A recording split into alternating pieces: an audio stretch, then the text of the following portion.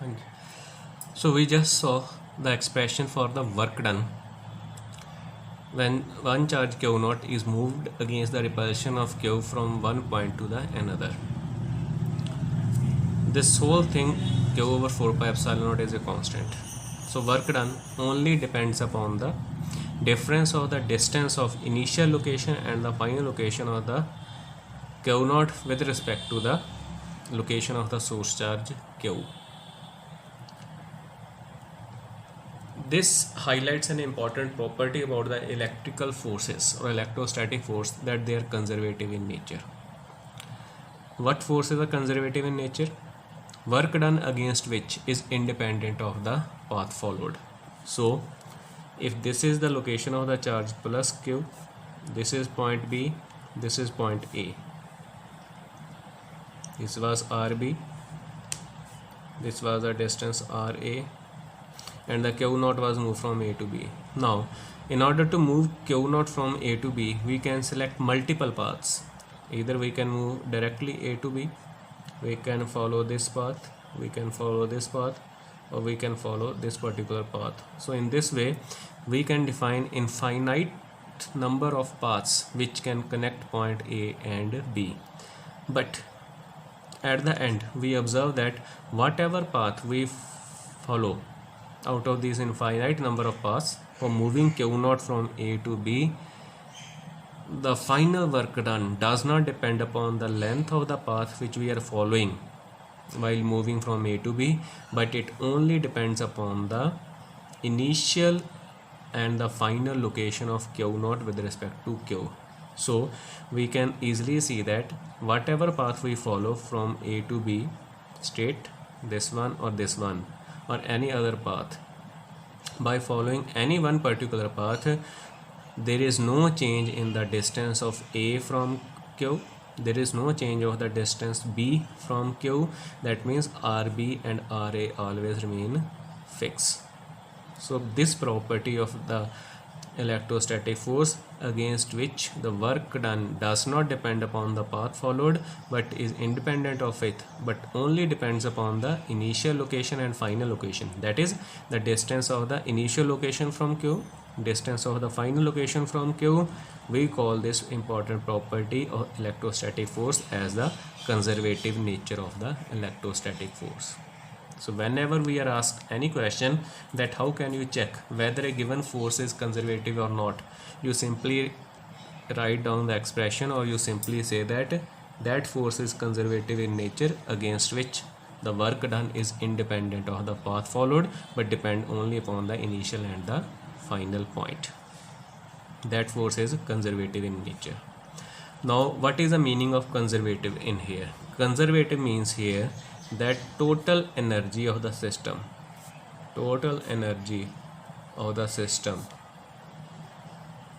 remains constant. That means whenever the charge is moving from A to B, during such movement there is no loss of energy from the system. In our day-to-day life we observe that if we kick a football and it moves along the ground from A to B, as it is moving away from us, due to the force of friction, its kinetic energy goes on decreasing due to conversion into the heat energy, and finally it comes to the state of rest. So there is a loss of energy while moving from initial point to the final point. But in case of electrostatic forces, no frictional forces are in existence. That means when electrical forces are there, there is no frictional force present inside the system, due to which whenever the charges are moving from one point to another point, because of absence of frictional force, there is no conversion of any form of energy into the heat energy. So there is no loss of any energy. That's why the total energy of the system always remains constant. This also means that when charge q naught moves from A to B, because it is coming closer and closer toward the q, so its kinetic energy is getting converted into potential energy. So whatever kinetic energy it possessed at the point A, that is fully getting converted into potential energy at the point B. So if we release q naught from B, it will move in this direction B to A, due to which its potential energy will start getting converted into the kinetic energy, and when it will reach at the point A, it will possess the same initial value of the kinetic energy which it was having while moving from A to B. You can compare it with the case of a simple pendulum. This is the mean position, these are the extreme positions. So when the pendulum oscillates between the extreme positions and the mean position, here it only possesses kinetic energy, but here it possesses only the potential energy. So because gravitational force is also conservative in nature, because of that, work done against the gravitational force is also independent of path followed.